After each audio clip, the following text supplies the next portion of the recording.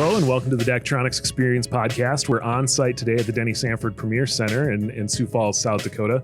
And we're going to talk with Bryan Miller, the Assistant Commissioner of the Summit League, and Eric Ray, the Event Production Producer for Daktronics and at South Dakota State University. So just to start, guys, welcome to the podcast here. We have Jesa with us as well. She's our executive producer. And we want to talk about the Summit League and the experience here at the Denny and all the history here as well. But Bryan, can we start with you and just get a brief history of your position and what you do with the Summit League? Yeah, for sure. Yeah, thanks for having me. At the Summit League, as you said, my title is Assistant Commissioner for Championships and Marketing. I've kind of come a unique way to the Summit League. I started out here at Augustana University in Sioux Falls, and I worked there for 8 years. And I got a job at the Sioux Falls Sports Authority to be the executive director of the Sioux Falls Sports Authority, and so I was able to work with the Summit League for a few years, for about 2.5 years to be exact. So about 3 tournaments, and I got to work with Eric as well. And the Summit League offices moved from Sioux Falls to Chicago, and during that transition, Commissioner Duple and Minnie K. Larson, the deputy commissioner, reached out and asked if I'd be interested in joining the league and coming as they were coming this direction. And I was able to kind of talk with my family and see if it was a good opportunity, and I was able to make that happen. And so I've been with the league for 2.5 since 2018. The easiest way of saying that COVID year kind of throws it into the midst. So right. Spring of 2018, and I oversee some of a few sports: cross country, indoor track and field, outdoor track and field, and baseball, and then I oversee all of our sponsorships for the basketball tournament, and then marketing as well for the basketball tournament and our general marketing throughout the year. So I kind of have a variety of roles, but when it's specifically talking today about the basketball championships, I kind of oversee and assist with the marketing aspect of it, as well as our sponsorship and sales side of it as well. So great. And Eric, can you give us a little bit of background on your history with Daktronics and the Summit League as well? Yeah, so I've been at Daktronics a long time.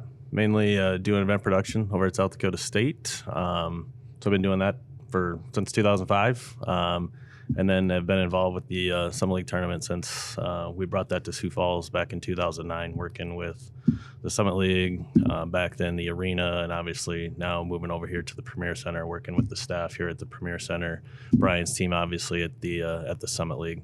So that's kind of been where I've been. It's basically been on the production side for a long time. And can we get kind of a history? You mentioned the Summit League and coming to Sioux Falls and working with that. Can you kind of go back to the beginnings of when it started and maybe when the Summit League tournament moved to Sioux Falls? Yeah, and again, Eric can speak to more of the logistical side of the actual tournament being brought to Sioux Falls. Again, during that time, I was just received a job at Augustana. I moved to town in 2008, so I was aware of the Summit League tournament. At that time, I was like, man, those guys are stealing my thunder, right? I was at Augie trying to do my best there, and here I got the Summit League tournament coming to town, and we had a bunch of Jackrabbit fans and other fans from around the country coming into Sioux Falls, which was great for the community. But just, of course, from my perspective at that point in time. But from the league, from what I've understood from the league, by moving it to Sioux Falls, it's only, of course, we have the now facility here in our backdrop with the Denny Sanford Premier Center. Was played at the Sioux Falls Arena for till 2015. So I know there's been a lot of excitement, and without probably the Summit League tournament and a few other events as well, this building may not have happened, which is kind of unique. But from our perspective, as far as the league goes, especially since the move here into this new building, with all the amenities, with all the video boards and all the components that we have here, it's definitely elevated it probably higher than we ever thought it could be. Of course, you add the fans into it, and it just makes it for electric atmosphere. But maybe Eric can speak to the concept of how the production has maybe changed from the start. Sure. Yeah. So back in when we started this thing back in 2009 at the old arena, it was. We didn't have anything. There was no video screens in there. There was no LEDs in there. So, we basically built temporary center hungs, brought down scores tables, all that good stuff to basically make the fan experience help with the experience. So, back then there was a lot of work that went into it, from our demo teams to there's a lot of people that had a hand in helping us do that for a number of years until they finally got some LED screens in the old arena. And then obviously with the move over here to the Premier Center, like Bryan said, you have all the amenities, obviously all the LED that we have here to work with, and then obviously a state-of-the-art control system.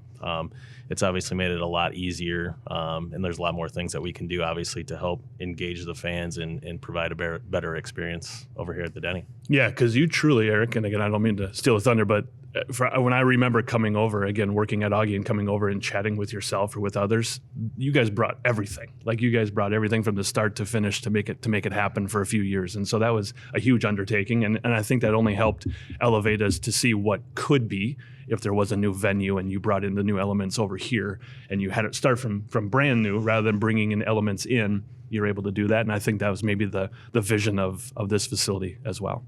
Okay. And Eric, how long, but when did you first start with the Summit League and working with that? Did you mention the year when you started that? 2009, when they brought it to Sioux Falls in 2009 is kind of when Daktronics got involved with that. Just obviously needing to help put a little lipstick on the building over there is when we got involved. Obviously with bringing down the screens, but also helping with the production. We brought a lot of production gear, front end gear, cameras down those first few years to help out, get this thing off the ground here in Sioux Falls. Yeah, and actually to touch on that, the first couple of the years, the games were not on television either, and so everything was in-house, and so that was the biggest piece, is that there weren't elements to pull from because there was not a production truck from the linear side. So when Eric says, again, everything was brought. It was pretty impressive to see that all be put together in a short time frame and make it all work and put it all together. So. And are we bringing anything this year? I mean, I'm sure over the years things have changed. Obviously, we've got all this equipment here in the Denny, and it's got the nice control room, and all of those things are here now. Do we bring anything still today for this tournament?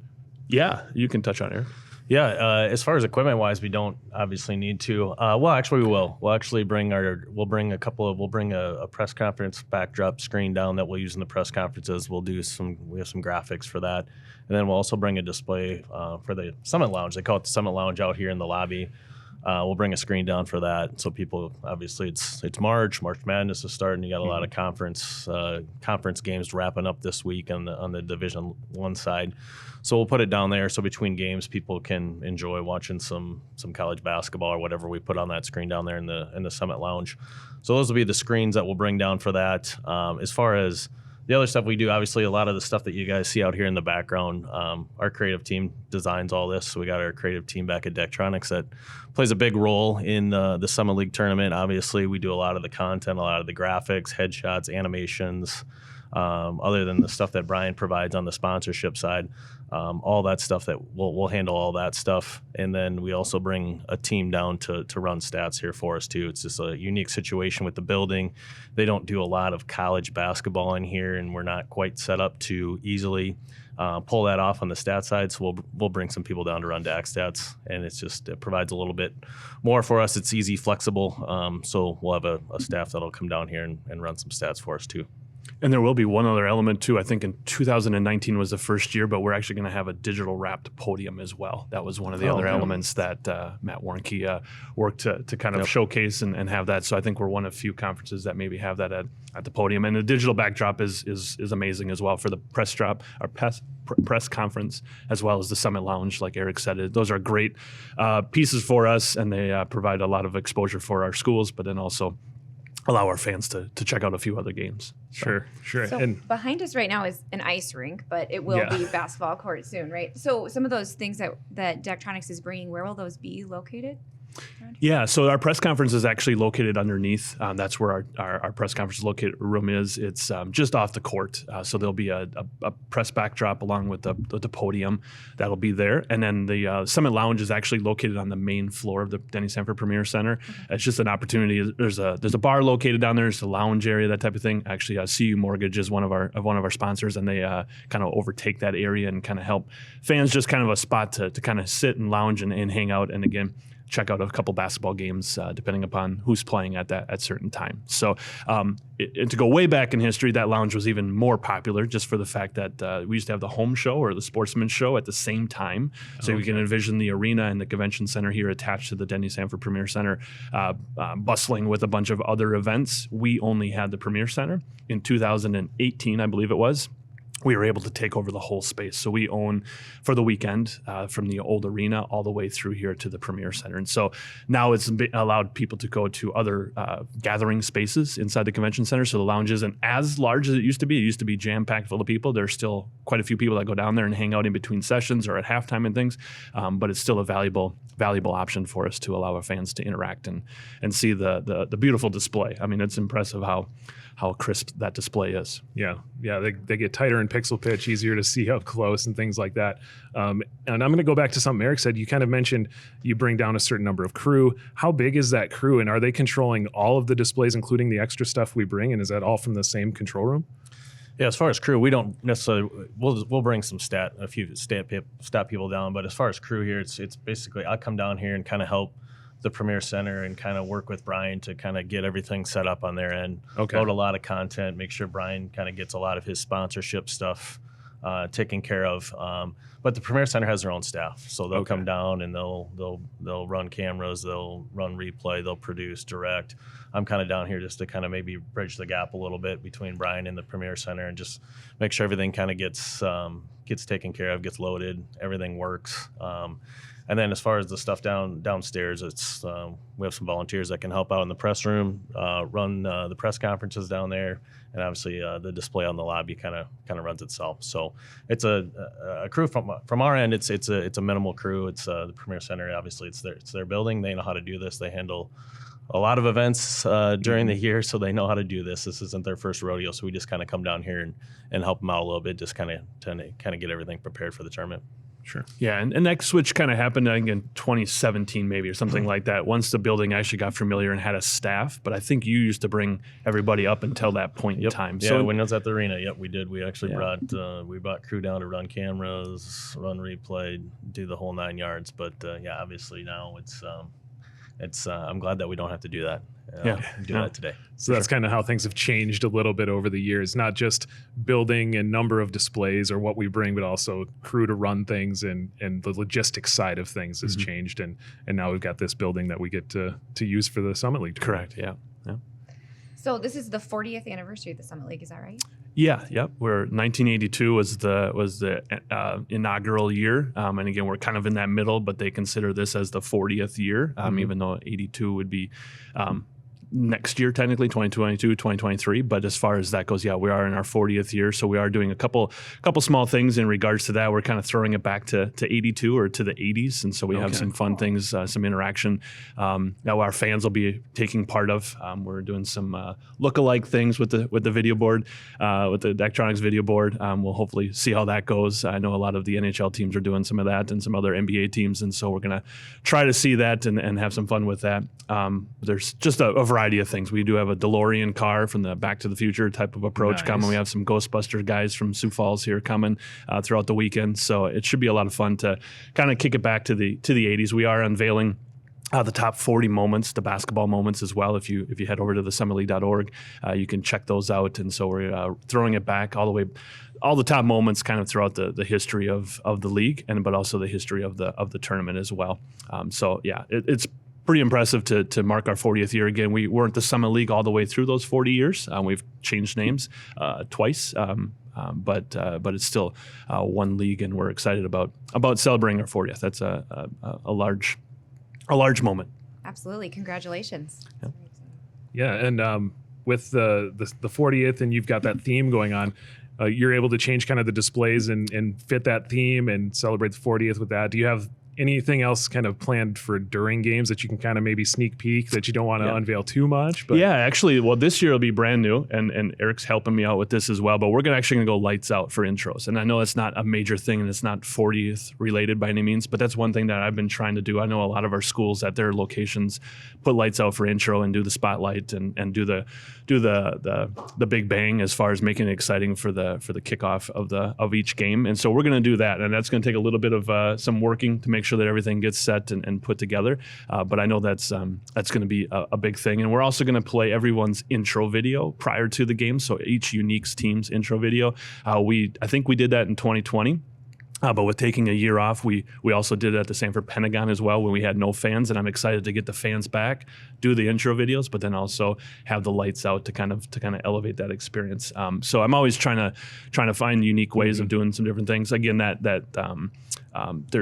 we do quite a few different promotions, maybe not as many as some semi-professional teams and others, but we do quite a few promotions throughout the tournament, and so it's great to have the assets that Daktronics has to be able to kind of provide exposure in venue, but then also kind of make it immersive, I guess, in as far as bringing it all together. So we'll be dropping some parachutes from the ceiling like we normally have in the past from Shields gift cards in, and so by having their graphics that they had created with the content, as well as having those parachutes drop from the ceiling, it kind of makes for a fun shot. So as far as anything else, I'm trying to think of anything else that we got planned. You saw the script in a roundabout way. To be honest, I haven't looked at it all yet. Yeah.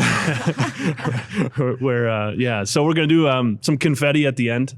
We've never done confetti. We're going to do some confetti for the championship teams. So during the awards presentation, we'll shoot off a few cannons of confetti. So we're doing just small things here and there. Yeah. Again, a lot of the legwork was between probably 2014 to 2015 to get everything up into running here in the Premier Center. And now we just kind of try to add slowly throughout, just to make sure that it's unique. We have the lower bowl is sold out, and so we're well up into the upper level. And so what happens a lot of times is we have a lot of people purchase all session tickets, and so quite a few of them are here for 10 out of the 14 or 14 out of the 14 games. So trying to keep it fresh for them, or trying to keep it exciting for them. We're not like a normal. I mean, that's almost like a regular season. 14 games is like a regular season. So it's when you jam pack that into 4 days, and next year we're actually moving to 5 days. So we'll have all 10 teams from both sides make it. So it'll be a Friday through Tuesday championship. It'll even add another additional pressure to make sure that 18 games are fun and unique and things like that. So Eric and the crew and all the different components that we have make a world of a difference. Sure. I'm curious how you get some of those ideas. You mentioned NBA or NHL are doing some similar types of things. Do you find yourself watching other events at TV at home and saying, maybe we should try and incorporate that? Or is you working it and bouncing it off of Eric and saying, hey, is this something possible maybe we can look at? All the above. Yeah. I like to borrow. I don't steal. I like to borrow ideas, okay. And we always like to tweak them. So I do watch the local universities especially closely to see kind of what they're doing and what's working. But yeah, I usually try to elevate and see what's working on the professional level. They have the larger budgets, so I know that they have some opportunities to do some of those fun things. And there are things I know on our radar that would be fun to implement. Again, it's just finding the time in the script. First of all, we're kind of packing that script in there pretty quick. We love to have the cheer and the dance participate, so we do take quite a few of those timeouts to make sure that they get their spotlight. But there are things down the pipeline that hopefully we can continue to bring in and kind of immerse everybody with. There are some ideas. We have a Summit League app. Q Audio is one of those opportunities where we could do the trivia up on the video board and have people answer, and we can kind of connect it that way. So, the ideas are endless. It's just finding enough time in the script, but then also just making sure that we can find a sponsor or make it work within our realm. Yeah, and with that, Eric, maybe you've seen it kind of grow over the years with that. Maybe your scripts have gotten a little different over the years, and with changing buildings and things. Have you seen, like you talked about, the moments and the amount of people that come kind of grow almost every year? Have you seen a lot of change in that aspect? Yeah, I mean, obviously things change from year to year, and especially now with all the technology that's available. There's a lot of things you can do, and I'm with Bryan. Obviously, producing games on the collegiate level, you're always looking to borrow ideas from what other people are doing. So to maybe piggyback off of that, I watch a lot of stuff. Obviously, social media, it's an easy way to pick some stuff off, but I do watch a lot of that stuff as well, just like Bryan does, to figure out, hey, what can we do? What works? What's a cool new idea? But as far as change, obviously, it has. Obviously, if we go back to what we did in 2009. There wasn't probably much on the sponsorship side or the promotion side. We just didn't have it, and maybe the league didn't have a full grasp on that, or a full person dedicated just to the marketing promotion side for the basketball tournament. And obviously that's changed in the last 2 or 3 years with bringing more on, and obviously generating some revenue on their front here for the basketball tournament too. So I assume that'll continue to grow. And like Bryan said, as new things come about, obviously, the Premier Center is very technologically advanced. They got the right people here. That they get some smart people here if we have an idea, and we can take it to them, and more than likely they could find a way to pull it off. So yeah, for sure. Great. So, do you have any favorite memories of the Summit League over the years? I know, Eric, you said you've been doing this for a while. Anything that I would sticks out probably in have mind? a fairly biased opinion on what some of the favorite memories would be, Sure. but there's nothing like March Madness, right? When you get to March, it's just, especially if you're involved with college athletics, there's nothing like March. And, that's what these student athletes come to school for, right? They come to school and they sign up to play basketball, and the end goal for all of them is to make it to the NCAA tournament. So when you come down here to Sioux Falls, you see the highest of highs and the lowest of lows. You see the high moments, you see the super low moments. But to be able to see those kids, those student athletes, be able to achieve their goal and make it to the NCAA tournament is something special. And obviously for us to have a hand in providing the atmosphere or the environment to make that a lasting or a memorable experience, both for the student athletes, the fans, everyone that comes along. Obviously, that's pretty rewarding at the end of the day. Very cool. How about you, Bryan? Is it exciting to see more buzzer beaters or any close games? Yeah, on the league side now it's a little bit different. When I was at the Sioux Falls Sports Authority, my first year was 2016, and so I didn't know what to really expect. Again, watching it from afar, still in Sioux Falls, but watching it and attending it, but not necessarily from the perspective of putting it together and seeing it all the way through. Probably that first game in 2016. With the building being electric, again, we usually have great crowds on Saturday. Walking into that and just goosebumps as far as just the excitement that's ready for the tip off. And so that's definitely where it's been. And I apologize, your question you asked. Do you prefer more buzzer beaters and exciting moments? That's what I was going to say. Yeah, and then moving over to the Summit League side. There's a little bit more neutrality as far as not having to cheer for one or the other, right? So having buzzer beaters just gets me a little more tense as far as the excitement behind that. It's still exciting, but as far as making sure that the officials are doing what they need to do and everybody's going to do, there's a lot more layers now from the Summit League side, from the conference side, than there were maybe from the Sports Authority side. But nonetheless, it's the tournament is. You almost have to come to understand what it's all about and how it all put together. Our teams are why people come. They don't come because of what I do, and I hate to say it, but what Eric does either. It's really about the basketball teams, and as long as those teams are competing at the highest level like they are, we'll have fans and we'll have people watching from all over the world for many years to come. Right. So you guys are hoping for a successful tournament, some good competition and good games out there, and high level basketball plays. It's kind of the end goal, especially from the league side, right? Correct. Yeah, for sure. That's what we want. We want it to be a great opportunity for the student athletes to showcase what they've been doing all year long. Sure. That's great. And that'll be this weekend, and we'll be kind of looking forward to it. Starts on Saturday and ends on Tuesday with 2 championship games. So tune in if you can. And if you're able to be in Sioux Falls, come join and watch the festivities there. Well, thank you guys for joining us today and sharing all about the Summit League going on in Sioux Falls. Appreciate it. Thank you much.